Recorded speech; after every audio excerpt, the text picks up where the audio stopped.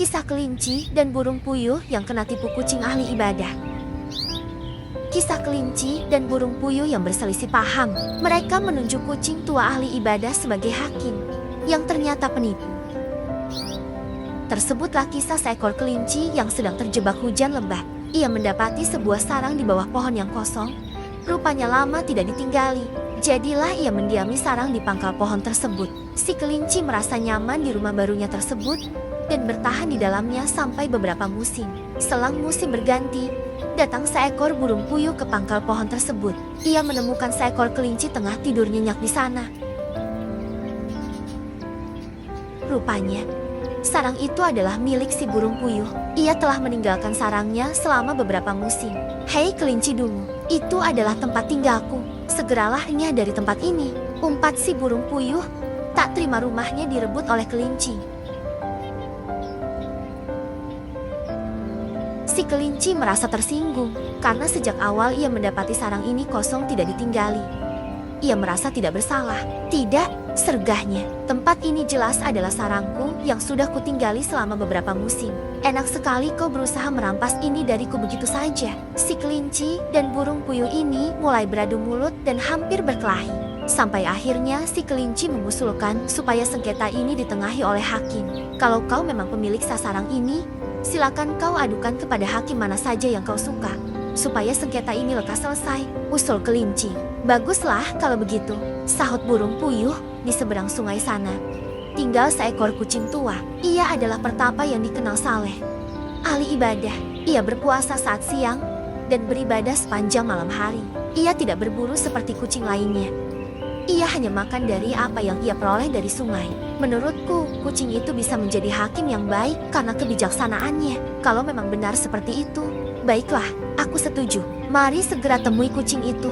Setelah bersepakat, kedua binatang itu bersama-sama menuju rumah si kucing yang akan mereka tunjuk sebagai hakim.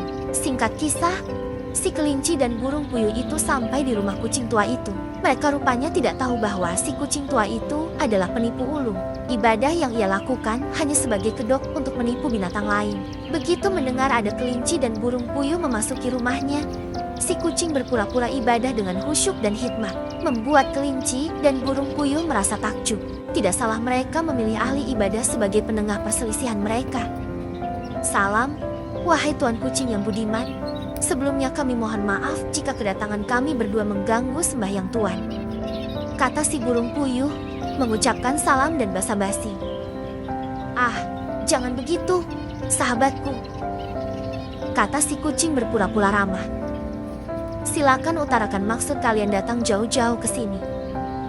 Maksud kedatangan saya bersama si kelinci ini adalah untuk memohon tuan menjadi hakim yang akan memutuskan perkara yang sedang kami hadapi berdua, kata si burung puyuh. Kalau memang itu yang kalian inginkan, pasti aku akan bersedia membantu, sahut si kucing. Namun kalian harus menceritakan dahulu apakah gerangan perkara yang sedang kalian hadapi itu.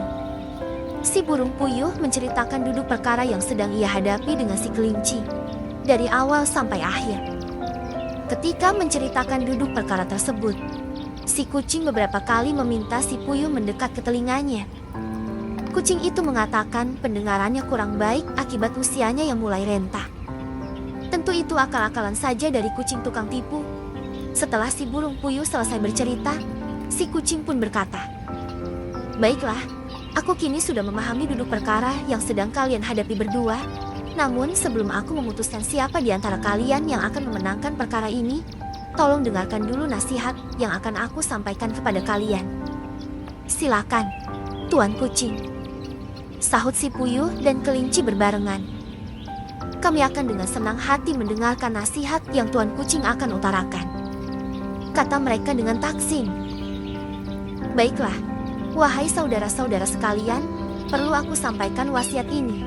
Ku minta kalian untuk selalu takut kepada Tuhan yang Maha Kuasa dan jangan sekali-kali kalian menuntut apa yang bukan menjadi hak kalian.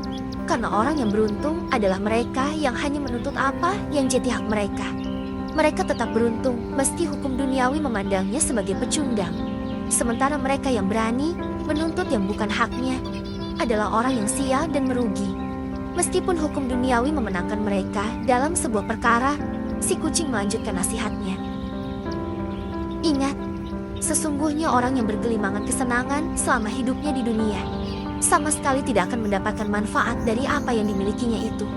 Tidak berupa kekayaan, bukan pula berupa teman atau kerabat, melainkan amal saleh yang ia kerjakan dengan tulus. Oleh sebab itu, orang yang berakal sehat pasti akan selalu berusaha mengejar segala sesuatu yang abadi meskipun manfaat dari apa yang ia kejar itu baru tampak di kemudian hari. Ia juga tidak akan mudah terjebak pada kesenangan dunia yang menipu. Sebab bagi orang yang berakal sehat, kesenangan duniawi tampak sebagai sebongkah batu saja yang tiada berguna. Karena ia tahu bahwa yang sejati hanyalah amal saleh yang dilakukan dengan tulus. Begitulah si kucing penipu itu terus-menerus menuturkan bermacam-macam nasihat dan kata-kata bijak panjang lebar yang tampak hebat. Si kelinci dan burung puyuh mendengarkan nasihat itu dari siang hingga petang, sampai mereka kelelahan dan kepala mereka terkantuk-kantuk mendengar nasihat dari si kucing tersebut. Dan benar saja, ketika dua binatang kecil itu benar-benar sudah kehabisan tenaga dan tertidur pulas, si kucing penipu itu dengan kecepatannya melompat dan menerkam kedua tamunya yang sedang tertidur pulas dan memakan mereka hidup-hidup. Kisah kelinci dan burung puyuh ini adalah adaptasi dari fabel Kalilah Wadimnah yang mengajarkan supaya kita menyerahkan satu perkara kepada orang yang tepat. Jangan sampai tampillah lahir seseorang memperdaya kita sehingga kita tertipu olehnya.